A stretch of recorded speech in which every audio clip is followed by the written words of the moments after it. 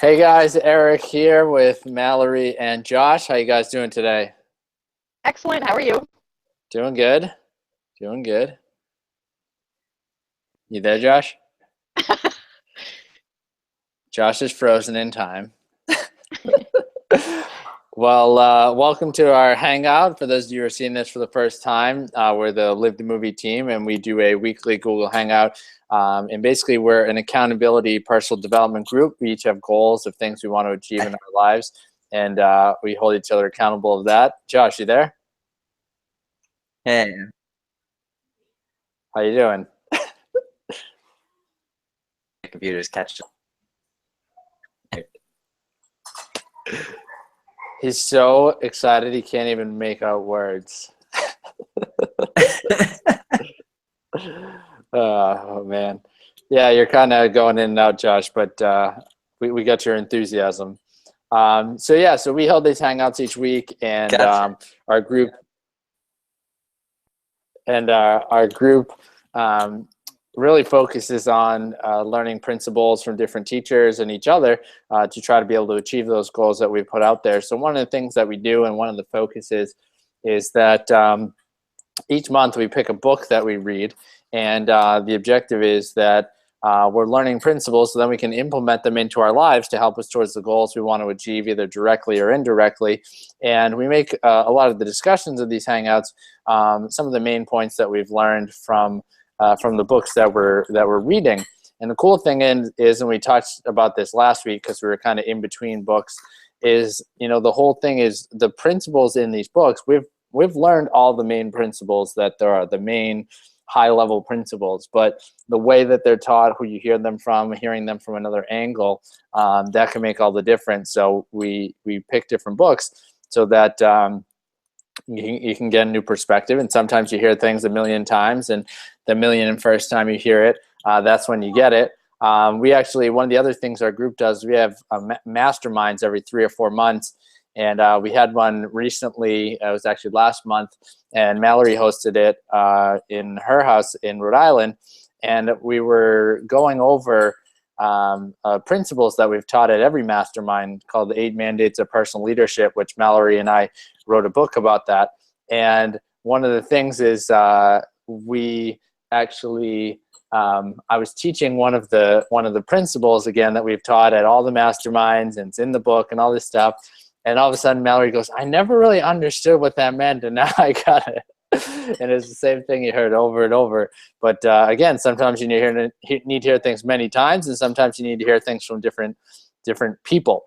So the main discussion we're going to have today, and it might go in a bunch of different directions based on some of the input and the quotes and different stuff that those of us on the panel have.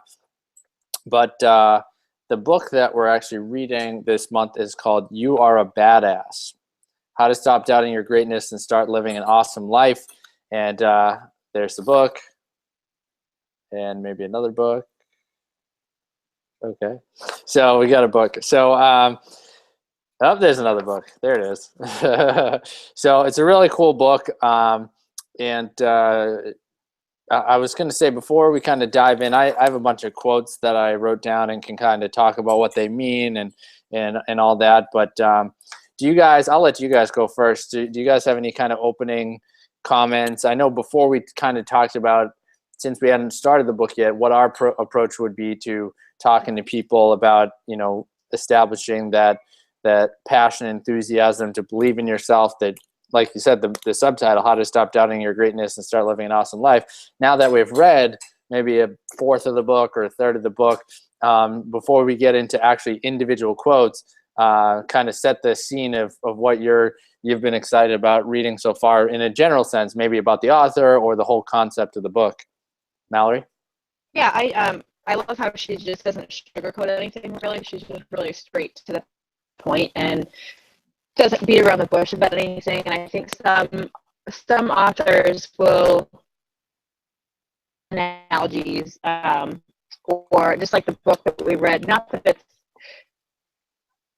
it's negative, but the book that we read, Leave Without a Title, is more of a fable where you kind of had to read into things a little bit more and relate them to your life based on a situation that was happening in the book. But this is just, she just is straight to the point, and like, this is how it is. This is what we need to do to, you know, get rid of the excuses and to be great, because you already are great. You just have to realize it.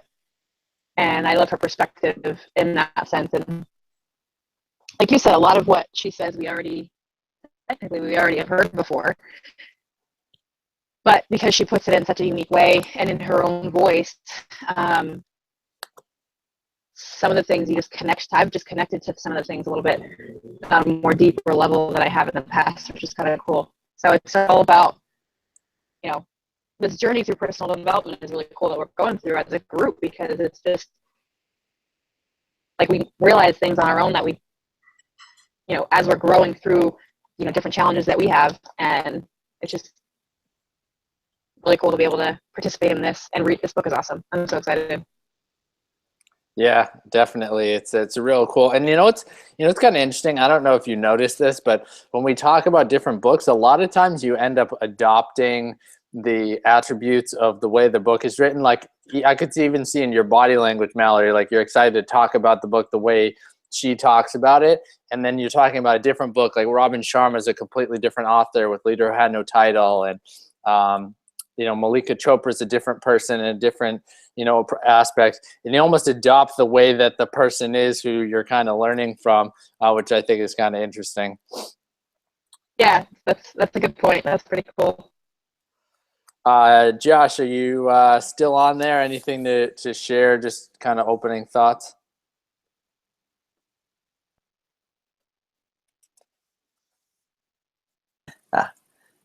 Yeah, I don't know. There wasn't a whole lot for me in like the first kind of like introduction type thing, and so I don't know. A lot of it was just her saying it's time you need to go from wanting to change your life to deciding to change your life. I know she had a quote in there from one of the poets. Day came when it's the risk to remain tight in the bud was more painful than the risk it took to blossom. So I don't know, that was what kind of clicked with me. I don't know if there's anything like really deep or really inspiring, but you stole my quotes. I wrote those down. Those are a couple. Yeah. Those are a couple of the ones that I wrote down and kind of started out with for sure. But one of the quotes that I actually wrote down was actually the very on the introduction page, and it was like it said introduction and then the quote underneath it, and it was actually from The Secret. That's where she actually got it from. She only quoted who it was from, but it was actually from The Secret. And it says, you can start with nothing, and out of nothing and out of no way, a way will be made. And I think that's interesting because, there's many different people that say this, but Tony Robbins says it a lot, which is it's not lack of resources that keep people from where they want to go. It's a lack of resourcefulness, meaning that if you don't have the resources, they're out there. So if you're willing to find the way to go and get them, you can get them. And then the other piece of it is that people think because of their past or what they have or whatever that they can't achieve what they want. And he's saying if you literally had nothing and didn't know which way to go, but you were willing to learn and grow and go after it, you can find a way to make something happen. And I just thought, that quote is such a great quote to kind of kick off this book with when you talk about, what she's looking to lay forth, in this book. Let's see. She just talks about kind of in the introduction, like Josh says, you got to relate to the audience and stuff. One of the things that happens in all personal development books is a lot of times they start kind of slow. There's definitely some cool quotes in the introduction, but they all start kind of slow because one of the things that you have to do is that if you're writing a personal development book, you have to write it as if this is the first personal development book that anyone's ever read. Otherwise, you're going to lose the people that might be most influenced by your book. Whereas all of us that read all the personal development books, yeah, we might find it easier if you just kind of just jumped in, but we're not the people that, the author is going to lose by spending the time, if that makes sense. So that's something that does happen in a lot of these books that take a little time to get going, because they are trying to catch those people that are just, you know, getting into this environment. So, you know, she talks about the concept of, you know, just coasting by, occasionally succeeding, but then most times day to day you're kind of comfortable, and you can tell that things aren't really the way you want them to be when, even though a majority of the time things are kind of fine, anytime something goes wrong, you kind of get pissed off. You know, you got a ticket on your car, you got, you know, little things go wrong, this bill, that bill, whatever it is, and as those things start to happen, then you know, then you know, you can tell that you're off track. And I thought what was interesting, and we've been talking about this a lot on our Hangouts, is just the concept of that when everyone's trying to tell you to live your life mission and go after big things, it doesn't mean that you have to do what everyone in society says is successful, being famous or whatever. It just means doing whatever it is that you feel that you're meant to do with all your effort and focus, and doing it with purpose. So the quote that she has is, this isn't necessarily about making millions of dollars or helping solve the world's problems or getting your own TV show, unless that's your thing. Your calling simply could be to take care of your family or grow a perfect tulip. So it doesn't matter what it is. It's just that, are you actually clear on what your mission is, and are you going for full force after that? Are you just coasting by, getting blown in the wind by you know, whatever thing is right in front of you at that time? So I thought that was pretty cool. So you guys got any comments on that so far, or things that stuck out? Yeah, I think this was a little bit later in the chapters. I think it's in chapter 6, but it still goes along with that whole theme of we're all really busy, and sometimes we can get caught up in just the busyness and doing things because society says this is what you do, or because this is what you've always done.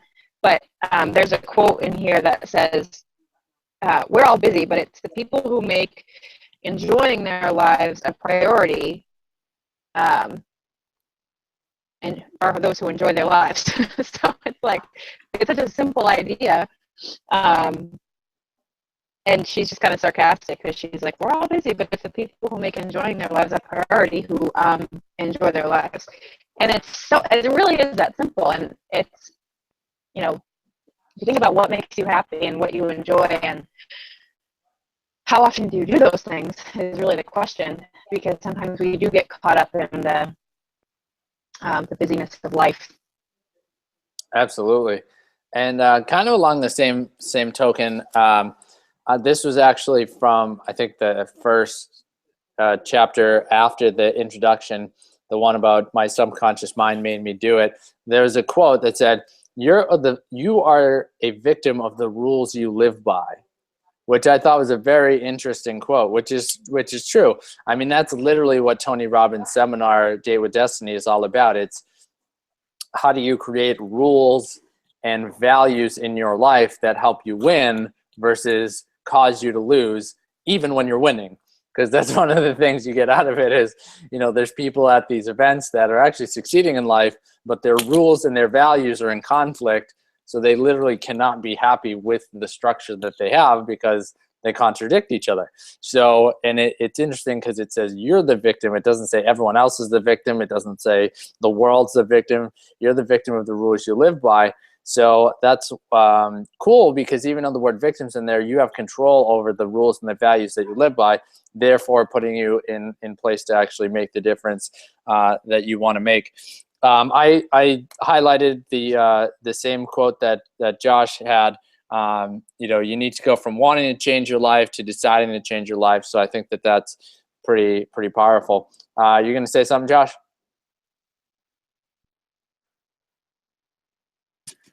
I think I was going to say something, and then I didn't really have it kind of.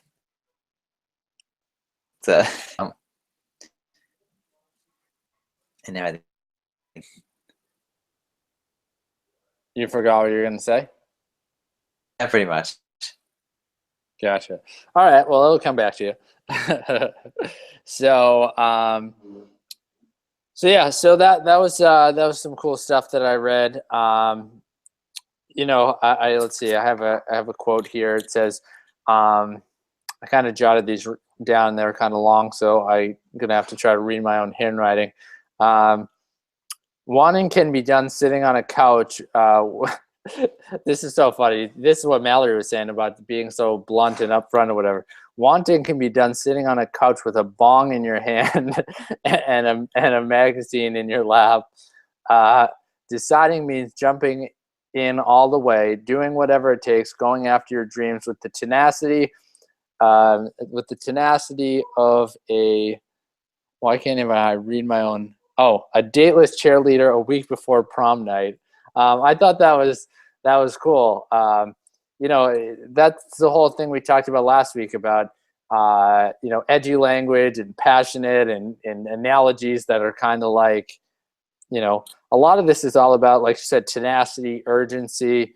You know, most people's problem is that they're just too comfortable with their lives, and there's nothing wrong with having some level of comfort. But if you're never in a place where you need to change, you won't change, and that's why you'll never get to where you want to go. So I thought that was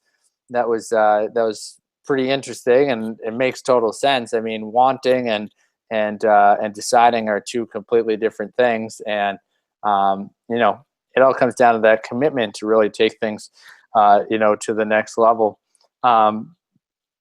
Do you guys have any other ones that either ideas or quotes that you have?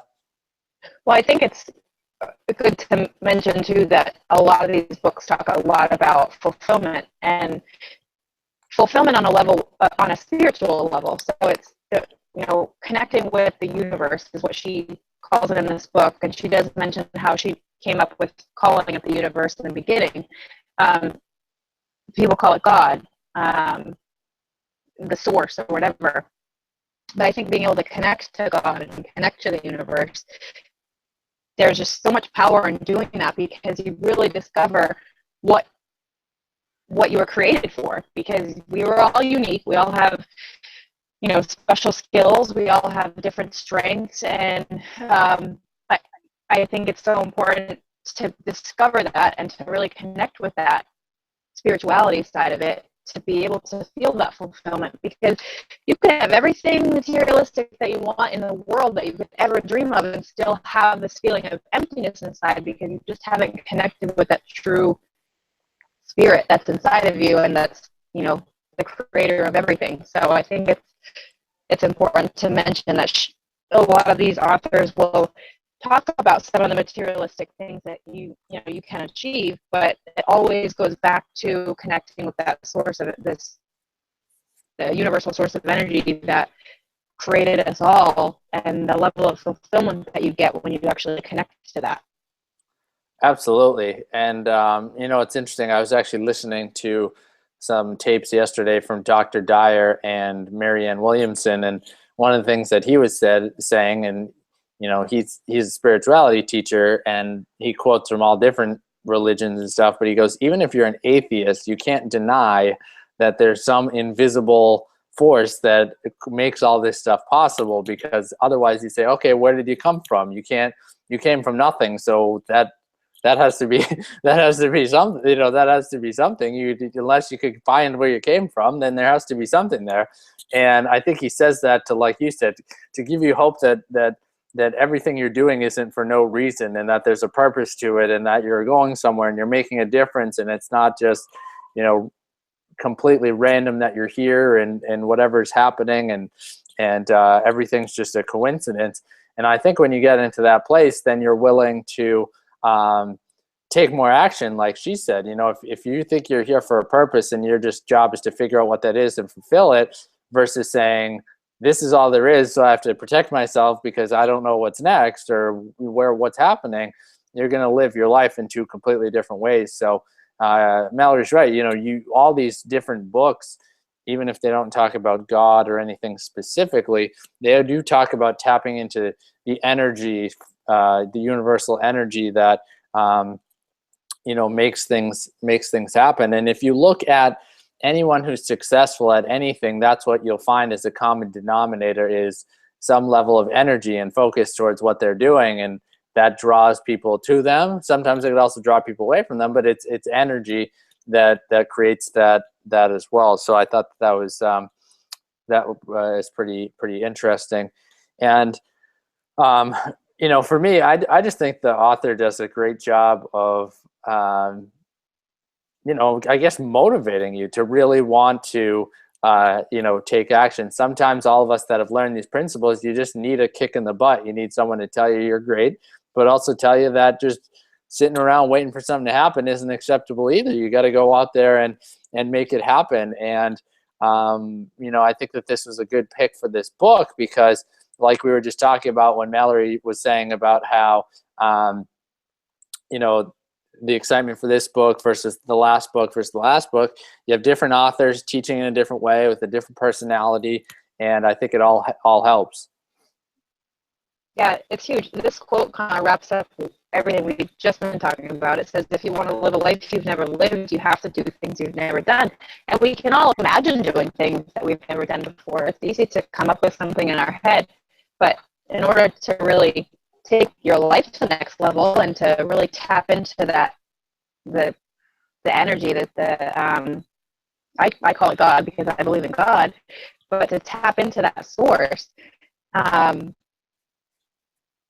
anything is possible, and you just have to take action. And it all goes back to taking action, because you can dream up the biggest dream that you could ever have, but if you never do anything about it, it's just an idea. It's just a thought in your head. Absolutely. And that's the thing that gets me so excited to follow people, no matter what their passion is, as long as they're doing something to move the world forward.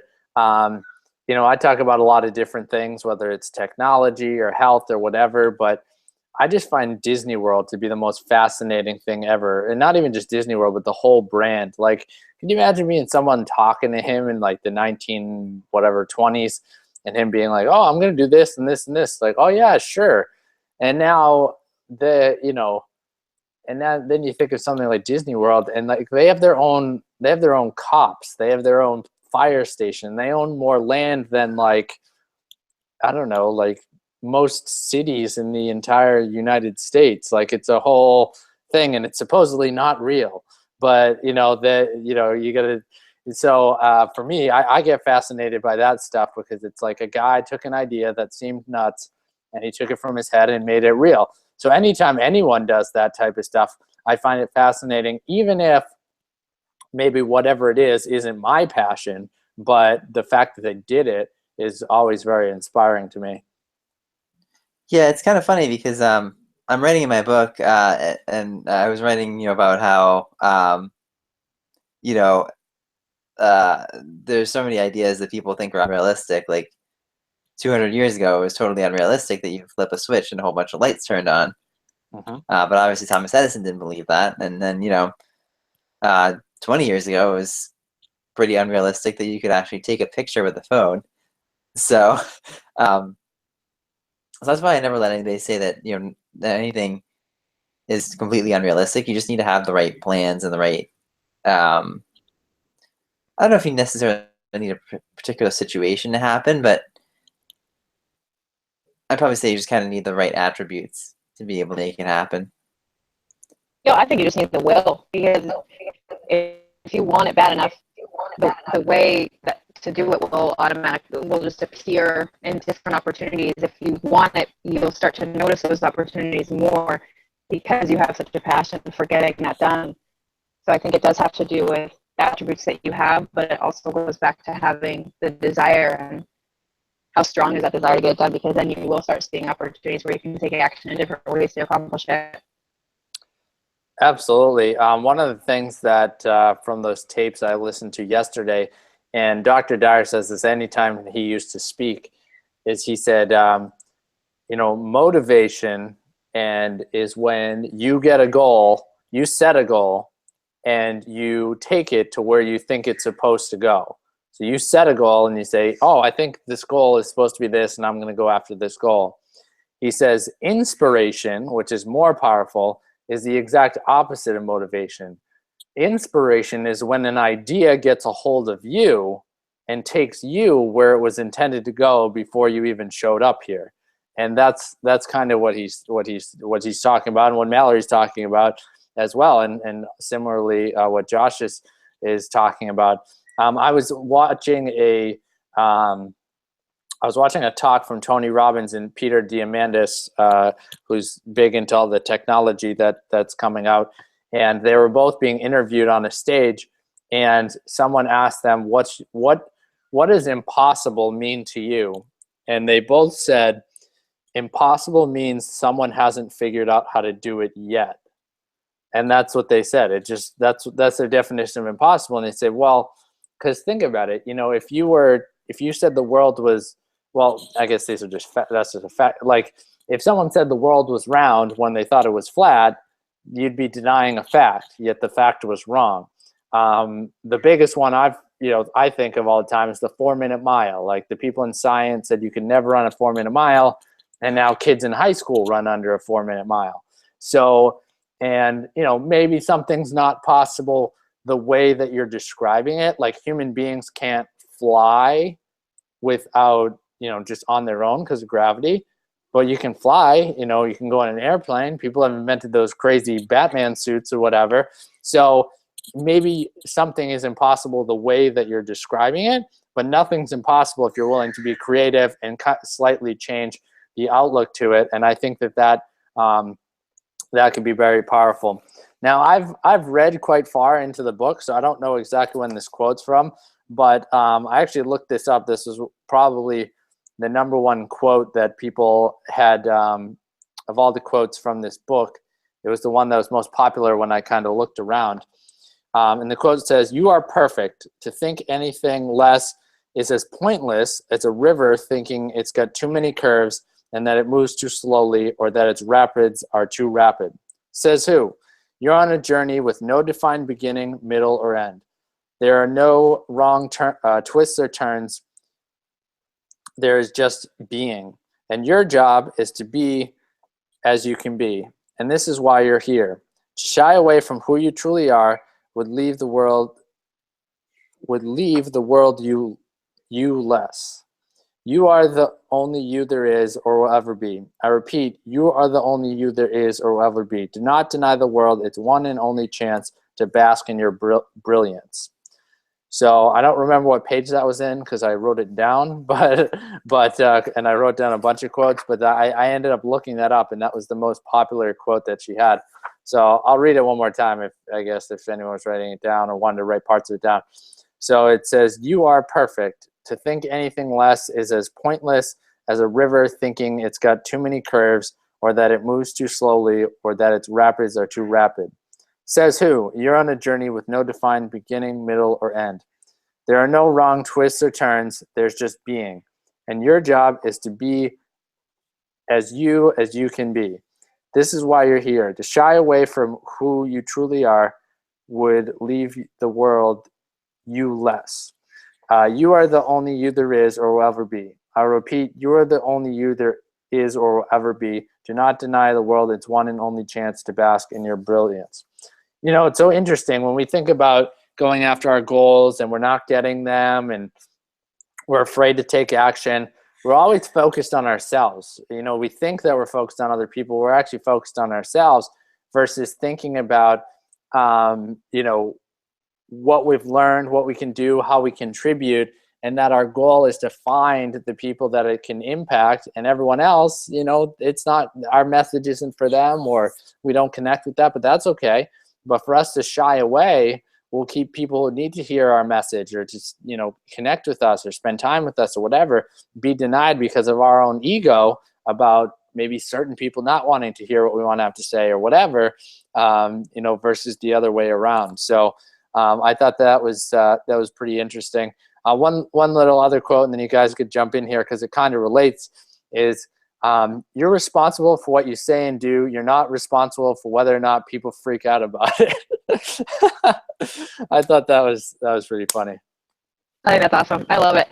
And I love how she talks about ego too. And this is a little bit of what, I guess it can build off of what we were just talking about now, but when you were talking about Dr. Wayne Dyer, he says the ego stands for edging God out. And when we do that, we let our own mind get in the way, and our own thoughts come into some things that are completely bogus just about the reality that we live in. And when Jen talks about it in this book, she calls it the big snooze, because it just limits us so much when we let our ego get in the way, because that's when we start worrying about what other people think. And just like you just said, not giving a crap what other people, if other people freak out about something that we do, even if they're a really close friend of ours. So one of the most important things I think I got from this book too was just that as we grow in our own lives, sometimes people that we used to be really, really close with start to drift away. And we've talked about this in Hangouts before too. They start to drift away because their goals or their lifestyle doesn't necessarily align with what we have a passion for now. And you kind of grow out of some relationships and grow into new ones. And the people that you meet in your life are definitely there for a specific reason at the time that they're there. And then sometimes you drift away from people that don't have the same values and beliefs that you grow to have. And then another thing I wrote down while you were going through all that too was the author talks a lot about, or for a little bit about, when we're infants, and it's funny because we just literally talked about this before we got on the call. When we're infants, we don't know any better than to just trust our instincts and do whatever we know to do. So we cry when we're hungry, we cry when we're tired, when we want to sleep, and we breathe deeply. It's those simple things that we kind of lose sight of, because as we grow older and we start to, our subconscious mind starts to log in all these different beliefs about ourselves based on our surroundings and the people that are around us. So I think it was my grandmother that said, the most important thing you can teach a child between ages 0 and 5 is that they are loved 100% unconditionally, no matter what. And I think knowing that and knowing how much love I did have at a young age for years and years and years beyond 5 years old, it speaks to how influential our surroundings are at that age, and how maybe if somebody didn't grow up in a loving environment when they're that young, they do still have a choice to change the way their subconscious believes about themselves through affirmations and different things. It might take a little bit more time than someone who did grow up in a loving environment, but we all do have the power to go back to that almost infancy mindset where you just are. You're a human being and you just be. So I thought that was kind of cool that she talked about that. Josh, are you going to say something? Yeah. Stuck out to me. Can you guys hear me? Yep. Hear you. Okay, cool. Okay. So 5, she says, she talks about how we often try to see our most critics, and we try to see ourselves through our own eyes, and she says, instead of seeing yourself through the eyes of someone, and it just kind of clicked with me at that point, just to remember that just to try to remember that there are tons of people who really things in me and all that sort of stuff, and just to remember that it's those things that are really am, because that's essentially that's who others see. So I might as well, if there's a me that I'm giving myself credit for, I might as well follow. You know what I mean? Absolutely, which is a very interesting point, and that's why there's that whole concept of what other people think of you is none of your business. And obviously on these hangouts, we're not going to talk politics or anything like that. But one of the things that I find so fascinating watching people respond to those things is just how you got to remember people only make decisions based on what.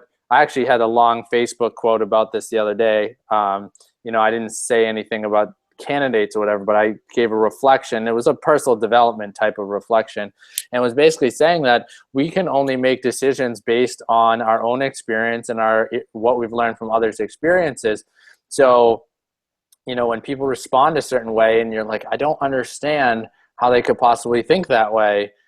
But again, you haven't had the same experience in them. So even though you think your way is right and their way is wrong, you really have no idea. You know, one of the main controversies of the whole election, I was actually discussing with someone, and they actually, in their experience of life, they weren't even aware that this thing that I was talking about actually happened. They literally had no idea. Like, it wasn't like they were siding against me because they liked the other candidate or they liked this. They literally had no idea that this actually happened in life because it was never part of their experience. So for them to think that they're supposed to side with me when they don't know, they've never had that experience, actually doesn't make any sense, which again comes back to what Josh was talking about, is that you should be looking to say, based on my experience and what I've learned, I'm going to go out there and be my best version of myself and focus on who I can inspire and who needs to hear my message, and not be worried about the people whose experience doesn't connect with mine at the moment, or maybe never will.